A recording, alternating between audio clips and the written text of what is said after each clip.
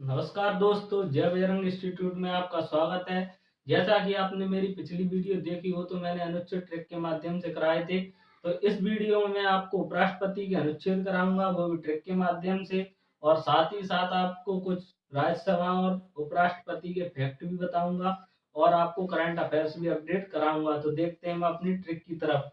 तो देखिए हमारी ट्रिक क्या है, उसका निकास शनि है। उसका निकास शनि है। तो ऊ से हम क्या निकालेंगे, ऊ से निकालेंगे उपराष्ट्रपति। और उपराष्ट्रपति के बारे में अनुच्छेद 63 में बताया गया है। और फिर देखते हैं हम सा से क्या निकालेंगे, सभापति। उपराष्ट्रपति राज्यसभा का सभापति होता है, ऐसा हमें अनुच्छेद 64 में बताया गया है। उसके बाद कार्यवाहक राष्ट्रपति। कार्यवाहक राष्ट्रपति मतलब राष्ट्रपति अगर अपने पद पर नहीं होता है, उसकी अनुपस्थिति में उपराष्ट्रपति कार्य करेगा, ऐसा हमें अनुच्छेद 65 में बताया गया है। उसके बाद नी से क्या निकालेंगे, निर्वाचन। निर्वाचन मतलब चुनाव।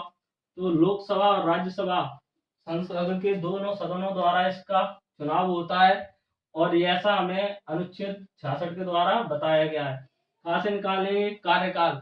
राष्ट्रपति या उपराष्ट्रपति हर किसी का कार्यकाल 5 वर्ष का होता है। उसके बाद सा से क्या निकालेंगे, समय। मतलब पद खाली होने पर उस समय कौन बैठेगा। तो पद खाली होने पर अगर कोई नया चेहरा सामने नहीं आता है तो उस पर उपराष्ट्रपति अपने पद पर न होकर भी अपने कार्यों को करता है, ऐसा हमें अनुच्छेद 68 में बताया गया है। साथ से निकालेंगे शपथ। शपथ मतलब उपराष्ट्रपति किसके सामने शपथ लेगा। उपराष्ट्रपति राष्ट्रपति के सामने शपथ लेता है या उसके द्वारा चुने हुए सदस्य के यहाँ सामने शपथ लेता है। तो ऐसा हमें अनुच्छेद 69 में बताया गया है। अब हम कुछ करंट अफेयर्स के अपडेट्स देखते हैं। तो देखिए सभापति कौन है, तो हमारे सभापति हैं जगदीप धनखड़। और इन्होंने शपथ कब ली थी, तो इन्होंने शपथ ली थी 11 अगस्त 2022 को। उसके बाद देखते हैं इनका जन्म कब हुआ है। इनका जन्म 18 मई 1951 में हुआ है, और ये कहाँ के थे, राजस्थान के झुंझुनू गांव के। उसके बाद इनसे पहले भैरव सिंह शेखावत के बाद ये उपराष्ट्रपति के पद पर आए। इनसे पहले भैरव सिंह शेखावत थे। अब देखते हैं कुछ उपसभापति कौन है, तो उपसभापति हमारे हैं हरिवंश नारायण सिंह। उसके बाद महासचिव। महासचिव कौन है, महासचिव है प्रमोद चंद्र मोदी। उसके बाद नेता सत्ता पक्ष के, तो नेता सत्ता पक्ष के हमारे जेपी नड्डा, मतलब जगत प्रसाद नड्डा।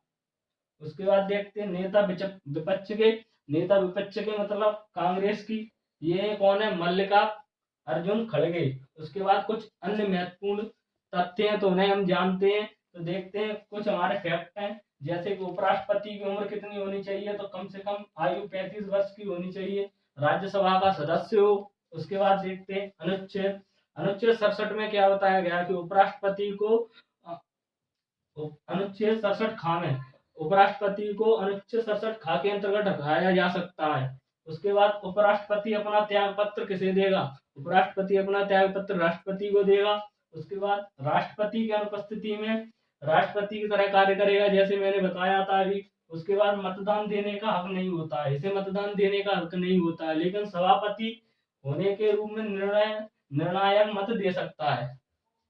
क्या मत देने का हक नहीं होता, लेकिन सभापति के रूप में निर्णायक मत दे सकता है। उसके बाद इस पर महाभियोग नहीं लगाया जा सकता, जैसे राष्ट्रपति को महाभियोग के तहत हटाया जा सकता था, इसको नहीं हटाया जा सकता है।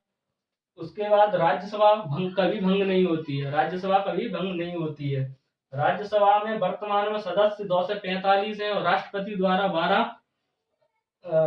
द्वारा 12 चुने जाते हैं। और पहले 250 हुआ करते थे, जिसमें राज्यसभा द्वारा 238 और राष्ट्रपति द्वारा 12 चुने जाते थे।